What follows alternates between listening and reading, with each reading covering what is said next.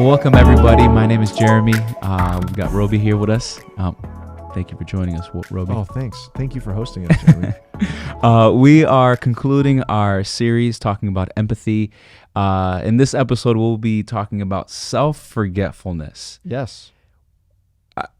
What does that mean? Yeah. What does that mean? So we've been going through talking about empathy from a big picture level. Yeah. And now we're talking about the practice of empathy. Yeah. And we'll probably we're going to take a pause from this series, but we'll probably pick up the subject of empathy again in a few weeks to dial it in various spheres and take it down a level. But we're kind of doing kind of an overview of this really important subject. But these last 3 episodes of this series have been about the practice of empathy. We talked about listening, validating, but now we're talking about self-forgetfulness. And this is, we're calling this a practice, but this is more of an internal subject, but super important for the subject of empathy.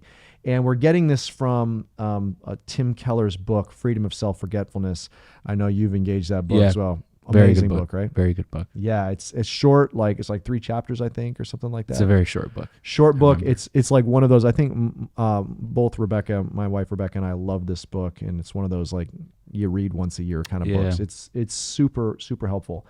And he's defining self-forgetfulness. He's pulling an idea from C.S. Lewis, Tim Keller is, and he basically defines it like this. He says, humility is not thinking less of yourself, it's thinking of yourself less, which is brilliant. I mean, it sounds like just a semantic turn of a phrase, but it is actually utterly profound.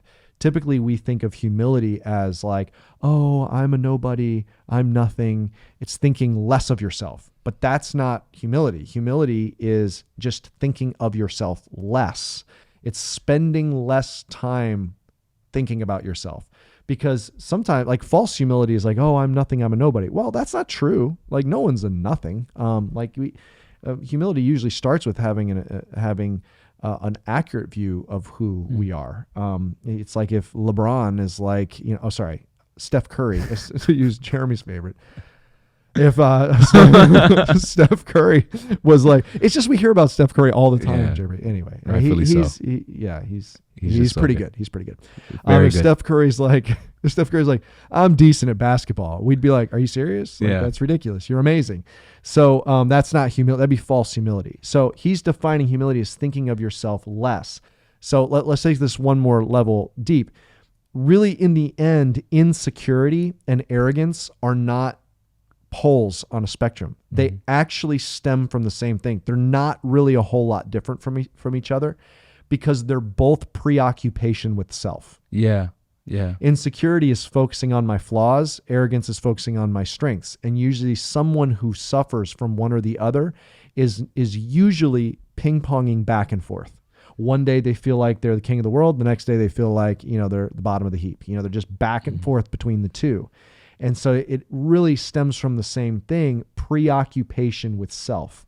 And so this is about the freedom of self-forgetfulness is, as the book entitles, is finding a freedom from not being so self-centered, self-preoccupied, self-absorbed. It's just, and I'm not saying, some people act self-absorbed. Some people at least have the tact and emotional intelligence to not act self-absorbed, but that doesn't mean we're not self-absorbed. I mean, we may be very conscious of how we're acting, but still just think about ourselves a whole lot. And so the idea of self-forgetfulness is just, is not being so preoccupied with ourselves and thinking of ourselves less. The problem is, how do you do that? Because you can't just create a vacuum in your brain. I can't, if I tell you, Jeremy, hey, whatever you do, don't think about a pink polka dot elephant dancing on a bouncy ball. Like you just can't create a vacuum. So you can't just say, stop thinking about yourself. Our brains can't handle that. We have to fill our minds with something else. So what Tim Keller says, and we're not going to go too deep down this road because this would be for another podcast, but what we need to do is first fill our minds with God, with the Lord, and then the Lord will then direct us to fill our minds with others. And so part of the part of the self-forgetfulness, how do we not be so preoccupied with ourselves, is to be focused on to fill our minds with something other than ourselves, the Lord and others. Jesus said, the greatest commandment is to love the Lord your God with all your heart, soul, mind, and strength. And the second is to love your neighbor as yourself. So fill your mind with God first and with others. That gets our mind off of ourselves. I think that's a perfect segue into linking self-forgetfulness with empathy, because we're talking about people. We're talking about, prioritizing them and whatever it is that they're just prioritizing them. Sure. Make the link. Yeah. So the link between self-forgetfulness and empathy is an important one. So we talked about listening informs empathy, validation expresses empathy, self-forgetfulness feeds empathy. Especially when we're thinking of it in terms of it's not just creating a vacuum, but filling our minds with the Lord and with others. It will feed empathy. Let me give you an example of self-forgetfulness and why it's so important for empathy. Let's say your friend calls you and they're really upset. They just wrecked their car. They're like, oh man, I just got in a car accident. I'm fine, but it's just such a burden. My car's totally wrecked. I'm going to be like, I don't know how I'm going to get around, and it's a huge financial burden. And you're there and you're listening, but in the back of your mind, you're thinking, oh no, they were going to drive me to the airport in a couple days. What am I going to do? And I think we've probably all been there where someone's sharing something and you're like, I'm trying to be there for you, but this really affects me. And it's going to, if I can't get over that, it's going to impede my ability to have empathy for someone else. Now that's a funny example. Maybe a funny example. Let me give a little bit more of a personal one. Not long ago, I had what I would consider one of the worst parenting scenarios that you can deal with. I mean, not like the tragic ones, but just like those that are just like, oh, this is the worst, that kind of level one. And I get, I'm laying there in bed, it's middle of the night, and I just feel like a tap, tap, tap on my chest. And I wake up and there's my little man, my buddy, Nehemiah, my son. And he's like, Dad. I'm like, okay, buddy. And we walk out of the room and I'm like, what's going on, man? He's like, I just threw up all over my bed. There's just nothing worse than getting woken up in the middle of the night to clean vomit. Like that's just, I mean, it's one of those parenting lows. Okay. So, I mean, I'm going to spare you the details, but like, it was like, I was in the backyard hosing off bedding. Like it was just the whole full gamut. So I am just in a bad mood. I'm cleaning stuff. I'm cleaning him. I'm cleaning the bed. I'm putting stuff in the washing machine. I'm hosing stuff off.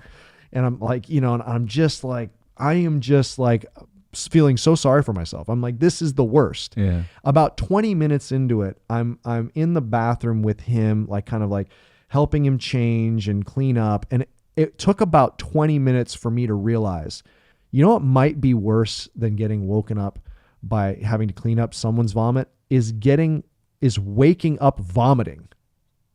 It took me about 20 minutes to realize my poor little guy has had a really, really rough night. Like, how is he doing?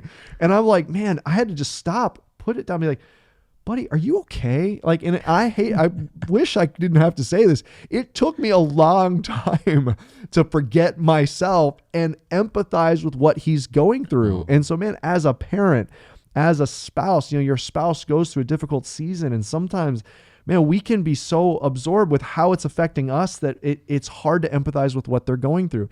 We can have a friend who's just not themselves for a long, long, long time. And it's a bummer because we miss them. We miss the fun that we had. We miss what they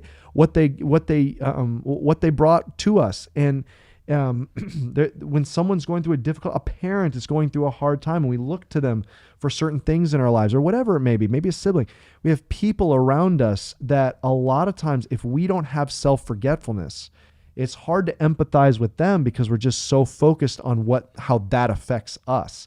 So self-forgetfulness, when I kind of put myself aside, the ability to, and the reflex and instinct to put myself aside, it feeds that space for me to be able to empathize with how you're feeling, and not just how it affects me. The interesting thing about self-forgetfulness and empathy is not only does self-forgetfulness feed empathy, empathy then in reverse feeds self-forgetfulness. They actually energize each other and get stronger with each other. The more self-forgetful I am, the more capacity I can be empathetic. The more I sit in that empathy, the more I'm filling my mind with the needs of others, and I'm being appropriately self-forgetful. And then that helps me be more empathetic, helps me be more self-forgetful. The inverse is true though as well. If I'm kind of absorbed with myself, I can't be empathetic. And then with that absence of empathy, I'm still absorbed with myself. And so those two feed off of each other. And that's why we're kind of bringing this into a practice of self-forgetfulness. Now, one caveat before we continue. When Jesus talked about what love is, he says, love your neighbor as yourself. And I think this is a really important caveat here, because sometimes Christians can misunderstand the command to love and the idea of self-forgetfulness. Self-forgetfulness does not mean self-neglect. Loving God and loving your neighbor does not mean not loving yourself. There is an amount of appropriate self-care and self-love that Jesus is expecting. He says, love your neighbor as yourself. He doesn't say love your neighbor, not yourself. We talk a lot in the Christian faith about serving others. We talk a lot about self-sacrifice, but there is this foundational expectation of self-care. Husbands are commanded to, Peter commands husbands, I'm pretty sure it's Peter. He says to care for their wives as their own bodies. There is an expectation of self-care in the scripture that sometimes we can focus, because we tend to be, our tendency is usually more towards self-centeredness and self-absorption, that we have to spend more time talking about self-sacrifice and serving. That's appropriate. But there are some people that can take that too far to the place where they're a doormat. There is a level of self-care that is appropriate. There is a level of self-care and self-love that is appropriate. So self-forgetfulness does not mean self-neglect. Can I ask you something? Yeah. How do you know you're on the path of self-neglect? Yeah. Like how that you've taken it too far. That you've taken it too far. Yeah. And this is just like a lifestyle kind of like. Yeah, that's a really important question, and I probably a subject that we could do a deeper dive in another podcast. But just a couple thoughts, how you're moving from self-forgetfulness to self-neglect. So there's a difference between if I'm avoiding something because it's uncomfortable versus avoiding something because it's unhealthy. So if I'm avoiding something because it's uncomfortable, like I need to be willing to get uncomfortable for the good of someone else. But if it's unhealthy for me, that is a danger sign. Like I need to take a step back and assume probably that's not what the Lord's calling me to do. It's like the oxygen mask illustration. You put the oxygen mask on yourself before you put it on someone else. If you're unhealthy, you're not going to be able to be healthy for someone else. You've got to make sure that there's self-care. Or another thing is another way of looking at it is something is it pleasing people or loving people?